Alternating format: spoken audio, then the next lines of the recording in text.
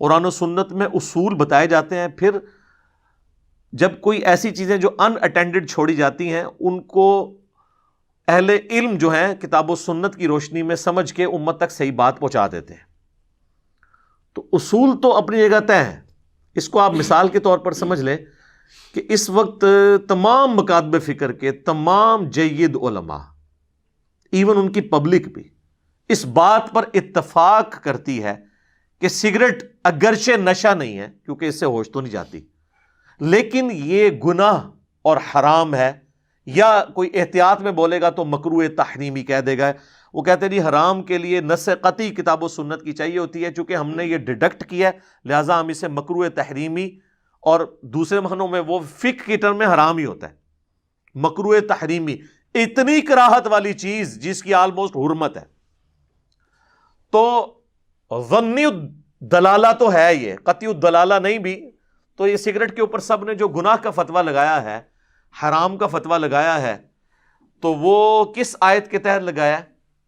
وہ سورۃ البقرہ کی آیت ہے، آیت نمبر ہے 195، وَلَا تُلْقُوا بِأَيْدِيكُمْ إِلَى التَّهْلُكَةِ، اپنے ہاتھوں سے اپنے آپ کو ہلاکت میں مت ڈالو۔ اگرچہ یہ آیت کا کانٹیکسٹ جو ہے وہ انفاق فی سبیل اللہ کے حوالے سے ہے کہ جو لوگ اللہ کی راہ میں خرچ نہیں کرتے ہیں نا، ان کو اللہ تعالیٰ نے ڈانٹا ہے کہ تم اللہ کی راہ میں خرچ کرو اور اپنے آپ کو ہلاکت میں نہ ڈالو، یعنی یہ اللہ کی راہ میں مال خرچ کر کے آخرت کے لیے سٹور کر لو۔ لیکن اس آیت کو خودکشی کے کانٹیکسٹ میں بھی یوز کیا جاتا ہے کہ جی خودکشی حرام ہے قرآن کی اس آیت کی روح سے۔ احادیث تو بخاری مسلم میں بہت ہیں، لیکن قرآن میں اگر کہا جائے خودکشی کہاں پہ حرام ہے تو کہتے ہیں یہاں، حالانکہ قرآن کا کانٹیکسٹ تو یہ نہیں کہہ رہا، ڈیڈکٹ کیا جاتا ہے۔ چلیں خودکشی کے لیے تو آپ کہہ سکتے ہیں کہ احادیث الگ سے موجود ہیں، لیکن سگریٹ کے لیے تو احادیث بھی نہیں ہے۔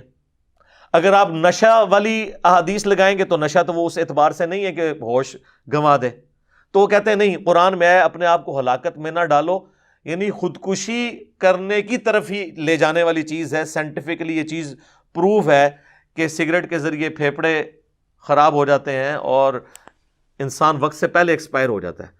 اب اس پہ کوئی بیوقوفوں والی بات کرے کہ جی وہ ہمارے محلے میں ایک بابا ہے جی، اس کی عمر تو 80 سال ہو گئی، وہ ابھی تک سگریٹ پیتا ہے، تو وہ ایک ایکسیپشن کیس ہوتا ہے، ایکسیپشنل کیس ہوتا ہے۔ اس طریقے سے نہیں انالیسس کیا جاتا، انالیسس یہ کیا جاتا ہے کہ 100 بندے لیے جائیں جو سگریٹ پی رہے ہوں اپنی ینگ ایج سے، اور 100 وہ لیے جائیں جو نہ پی رہے ہوں۔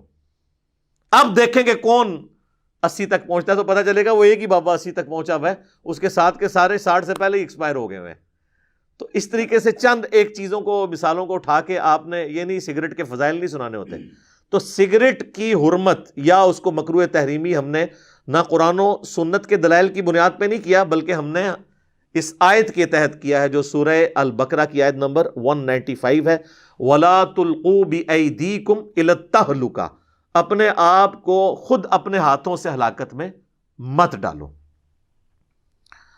اب کوئی کہہ سکتا ہے کہ یہ علماء نے خام خواہ اس آیت سے کیوں لیا ایسے؟ تو صحابہ بھی اسی طرح لیتے تھے۔ اس کی میں آپ کو ایک مثال پیش کرتا ہوں۔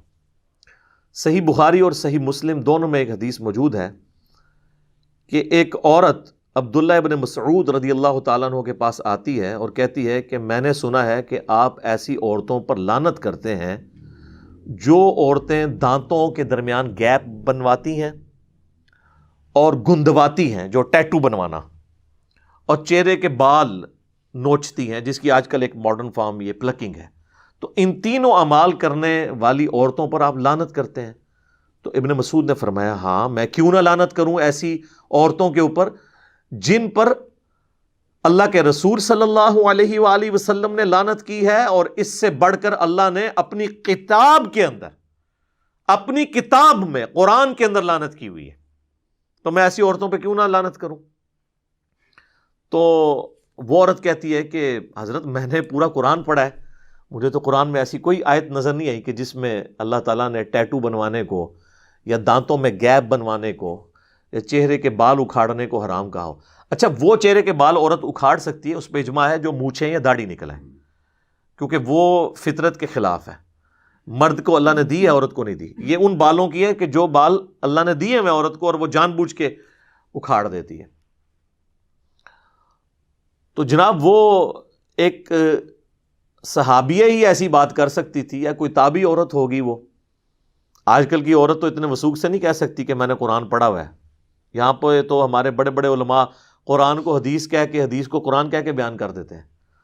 تو ابن مسعود رضی اللہ تعالیٰ نے فرمایا کہ تو نے قرآن میں یہ آیت نہیں پڑھی، سورۃ الحشر کی آیت نمبر 7، وَمَا آتَاكُمُ الرَّسُولُ فَخُذُوهُ وَمَا نَهَاكُمْ عَنْهُ فَانْتَهُوا، جو رسول اللہ تمہیں دیں صلی اللہ علیہ وآلہ وسلم وہ لے لو، اور جس سے منع فرما جائیں اس سے رک جاؤ۔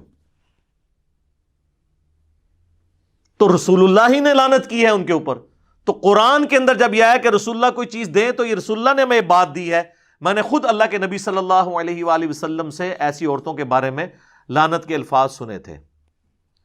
اچھا، آپ قرآن کھول کے سورۃ الحشر کی آیت نمبر 7 پڑھیں گے تو آپ کو پتہ چلے گا یہ آیت مال غنیمت کے بارے میں ہے، کہ جو مال غنیمت میں سے حصہ رسول اللہ تمہیں دیتے ہیں صلی اللہ علیہ وآلہ وسلم وہ لے لو، اور جو کسی کو نہ دینا وہ برا نہ مانا کرے، کیونکہ اللہ کے نبی علیہ السلام کی آپ نے اتباع اختیار کرنی ہے۔